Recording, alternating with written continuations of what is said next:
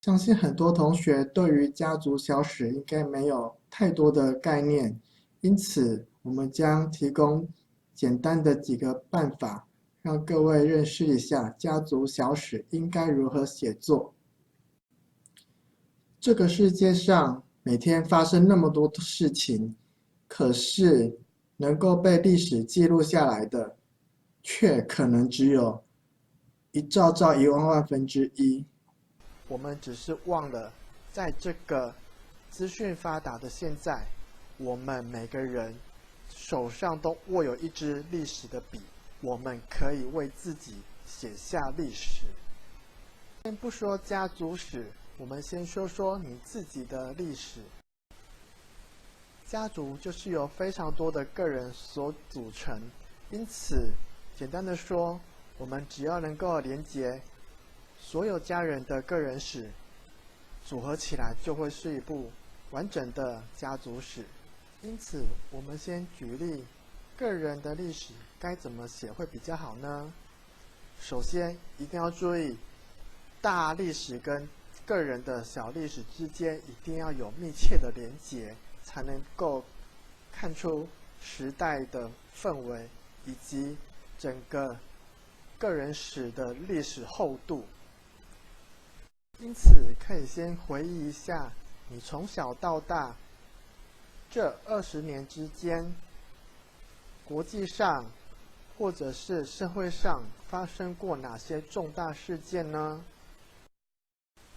举例来说，普遍是1999年出生的各位，你们就可以去查一下，1999年到2017年这18、19年之间有过怎样的重大事件，譬如921大地震，譬如公元2000年的政党轮替，譬如2009年的金融海啸，譬如2015年的高雄气爆，譬如太阳花学运，譬如这几年非常严重的雾霾，这都是影响国际社会乃至于个人的重大事件。你可能不在意这些历史事件，但是请记得，历史事件无时无刻不影响着我们每一个人。比921地震在法规上影响了建筑法规，以至于地震之后新的建筑整体来说结构比往年还要坚固。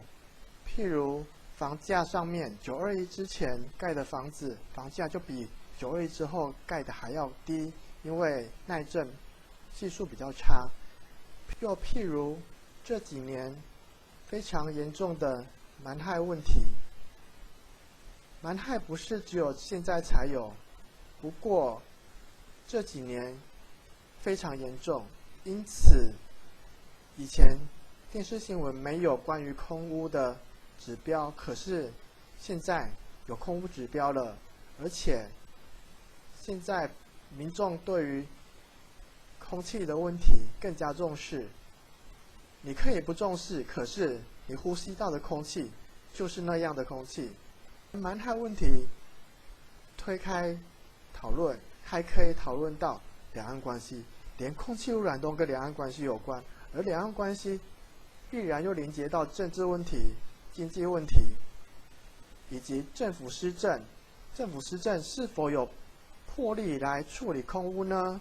而民众是否有关于环保的自觉呢？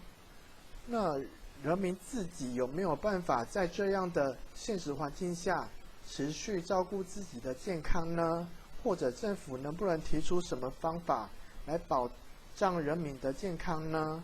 这都产生非常大的问题。我们再强调一次，你可以不在意这些问题，可是你就生活在这些问题之中。因此，你在撰写你个人的历史的时候，如果能够谈谈921地震对你从小到大的影响，或者政党轮替对你从小到大家庭里面的影响，说不定有你们的家庭就常常为了政治问题争吵，或者金融海啸，说不定你们家曾经有投资被一些不好的投资商给坑杀，又或者你们家在金融海啸的时候，家人被裁员了，家人放了无薪假等等，这些如果都能够关照到，那么你的个人史就不再只有你一个人，而是你实实在在的存活在这个世界当中。这样子写出来的个人史呢，就会比单纯只写你个人感想、个人所见这样的个人故事还要丰富的多，而且有深度的多。这里我们推荐一些可以补充参考的影视作品和文学作品。如果看过的同学可以回想看看，他们这些故事主角都不是大人物，都是小人物，可是却可以明显看到小人物在时代中的挣扎与奋斗。个人史就是这样，把小人物放到大历史当中，一方面可以看到你个人的成长，另外一方面也可以对照出整个社会的历史状态，相互对照之下，就可以得出你个人以及整个国家乃至于世界的历史。这是个人史有趣的地方。既然家庭是由很多个人所组成的，因此我们只要把好几个家人的个人史组合起来，并且相互串联，那么其实就可以说是一部简单的家族小史。家族史的撰写方式有非常多种，在事前你可以透过访问的方式询问家中的长辈，各种的小故事、成长的历史，或者是纷争，或者是婚姻关系、人际关系，以及祖先怎么来的，从哪边来的，长辈们都做什么样的工作，为什么是这样的工作，或者有的家族有族谱，那族谱上面那些人你认识吗？各种资料汇整起来，这是你第一步的工作。口述资料、文献资料。接着呢，找到一个可以贯穿所有材料的主线，把它们串起来，那就不会是互相不相干、零零散散的好几个人的故事，而是一个前后逻辑相通、彼此之间可以照应的家族历史，而不是个人史。这里我们提供2种写作家族小史的方案给各位同学参考。当然，如果你有其他不同的方式或者想法，一样可以试试看哦。首先，我们第一个方案是3段爱情故事，也就是只要写3段爱情故事，把这3段爱情故事给串联起来，那就会是你的家族小史。哪3段呢？第一个，你爸爸妈妈的爱情故事，也就是他们之间怎么认识的。第二个，你爸爸的爸爸妈妈怎么认识，也就是你的祖父祖母怎么认识。第三个，你妈妈的爸爸妈妈怎么认识，也就是外公外婆怎么认识的。只要能够厘清他们之间怎么认识的，那你就可能可以将你家族人物的组合找到一条线，把它们贯穿起来。举例来说，我的母亲是彰化园林人，我的父亲是台中潭子人，两地其实有一段距离，而且我的母亲小时候是在台北南港长大的，我的父亲基本上都在台中附近工作，那一南一北怎么样相遇呢？这不是一个很有趣味的问题吗？再往前推，我的外婆是台北南港人，我的外公是彰化园林人，在那个时代，很久很久以前，60、70年前吧。好，那个时代交通不方便的时代，一样是一南一北，到底怎么样认识呢？这不是一个很有趣的问题吗？那我的祖父跟祖母也是有类似的问题。不是生活在同一个生活圈的人，如何认识，如何交往，如何结婚成为一家人呢？而这两个家族又如何组合成一个新的家族呢？这是我们这个主题的关键，用3段爱情故事来贯穿这几个很重要的家人。这3段爱情故事串起来之后，可以看出你的家人。不过呢，有趣的是，我们这个主题最后就是你的诞生了。可是呢，如果你要写你的诞生，当然也可以。不过其实，我们重点是家族的诞生，因此有没有写你，好像就不那么重要了哈。好，如果当然你要写你自己的历史，一样可以写进去哦。好，第2个方案，也就是希望各位可以想想看，3段辛苦奋斗的故事，哪3段呢？应该有同学想到咯。第1段，你的爸爸的爸爸妈妈早期是做什么工作的？他们曾经做过什么样的工作？为什么他是选择那样的工作？有的是家传的，有的是不得已的，有的是基于自己的兴趣，也很难说哦。另外呢，询问看看他们这么长的工作历程里面，有没有发生过什么有趣的事情，或者是痛苦的事情呢？跟同学问问看。那第2段，理所当然咯，就是妈妈的爸爸妈妈，他们早期是做怎么样的工作呢？为什么做这个工作呢？有什么样的苦乐呢？第3段当然就是你自己父母亲的工作咯。为什么他们是做这个工作而不是做那个工作呢？都可以去问问看哦。好，我们提出2种方案让各位参考。这2种方案很明显就是有2个主题，能够把家族这些重要人物串起来。好，串起来之后就有一个主题，就不会很零散。这样子阅读起来才是一个完整的一篇故事，而不是零零散散的好几个拼凑的故事。好，拼凑跟有没有架构，这就是一个简单的区分点。无论你想要用怎么样的方式来组合你的家族史，那我们有几个要点，希望各位可以写进去里面。那只要写进这几个东西呢，读起来就会特别有历史感，也就是特别有历史的厚度。第1个，可以描述一下家人，不管是爷爷奶奶、爸爸妈妈，他们小时候住在哪边，他们小时候环境是怎么样。譬如有的人可能爷爷住在乡下，过了这几十年，乡下变成大都市了，有没有可能？当然有可能啊，现在社会变成非常快速哦。第2个，可以探讨一下爷爷奶奶什么时候认识的，什么时候结婚，我再记录一下年代，以及他们当时的工作大概的月收入是多少。这样子你就可以知道他们的月收入可以买多少东西，也就是购买力的问题。知道购买力之后，很多细节我们就可以比较好理解。譬如最常问的就是当时1碗阳春面多少钱，你的月薪多少钱，这样子一比较，我们就可以就知道当时的人是过怎样的生活。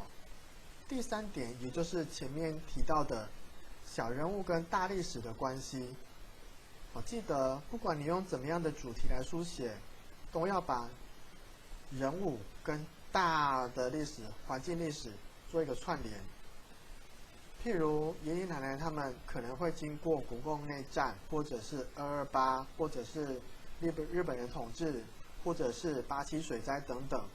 那这些事件，有的人可能非常有印象，可以给你非常多的建议，可是有的人可能觉得他没有受到影响。不管当事人有没有说他们受到怎么样影响，那都请你，如果他有说，你就帮他忠实的记录下来；如果他没有说，那就由你去查资料之后，帮他们说，其实他们在那个时代会遇到那样的事情，就是因为当时的国际现象当时的社会现象就是那样，因为有某个事情发生了。接下来我们要规定一下比较繁琐的格式问题。首先，我们希望你可以加入3张的老照片，照片希望可以超过20年，20年就是起码是你小时候，或者是你妈妈结婚的时候那个时代的照片。事实上，如果你过年回家团圆，你会遇到非常多的亲戚。其实你只要能够翻出一本老的相簿，一边询问家里的长辈，这张照片什么故事？那张照片什么故事？其实你把那些他们讲的故事记录下来，就非常丰富了。所以呢，你愿意的话，也可以找3张互相有关联的故事照片，说那些照片的故事，其实说不定就是一个很有趣的家族小史哦。好，第2点规定，这是老话一句了，记得文章开头空2格，或者你有其他特殊的排版也可以，记得排版很重要。第3点，你的标点符号请使用全形符号。什么叫全形符号？什么叫半形符号？请各位自行去查咯。第4点，请各位缴交 Word 档案，不管你是用 Windows 系统或者是 Mac 系统，麻烦都一律缴交 Word 档案，并且做简单的编排与设计。你不需要做得非常精致，但是要有一些简简单单的版面设计，不要让你的版面看起来乱七八糟的。第5点就是请在第1页写上你的班级姓名学号，并且自定一个主题。虽然作业名称叫做家族小史，可是你可以给它一个更适合你们家的名字哦。第6点就是你们很关心的字数问题，字数请超过1500字。不要觉得1500字很多你有没有写过你自己的自传？你活了18年，自传可能就可以写600字了。你爷爷奶奶活了60、70年，难道写不到600字吗？难道他们1年的生活只值1个字吗？好像有点残忍，对不对？何况你只要写爷爷奶奶、外公外婆、爸爸妈妈，这样有6个人，1个人300字就1800字了耶，是不是？所以呢，其实1500字没有那么难哦，只要你找到你的材料在哪里，把故事讲清楚，以及小人物跟大历史之间的关系讲清楚，这个字数绝对会远远大于1500字，所以绝对不用担心。最后就是缴交期限的问题，这是下个学期的第1篇作文，因此呢，是下学期交，不是这学期交。所以在漫长的寒假过程中，你可能会有最重要的过年你会遇到你的很多长辈，可以利用过年的时间多问问长辈们家里有什么样的故事可以写呢？你可能觉得有些事情好像不重要，长辈觉得他的人生很平淡，再平淡的人生70年、60年，总有一些有趣的事情，就看你会不会挖而已哦。所以希望各位可以好好利用你的寒假时间，能够先行查找资料，做访问，做笔记。我们的缴交期限将在下学期开学不久后截稿，那这也会是亚大文学奖的一部分，我们会把写的比较好的作品帮你拿去投稿哦。好了，我们的家族小史预先作业的说明就到此结束，请各位不要放弃这一个非常好的认识你家庭的机会。写好之后，我相信你的家族所有人都会非常开心。这次的很正经讲座就到这里结束，谢谢各位。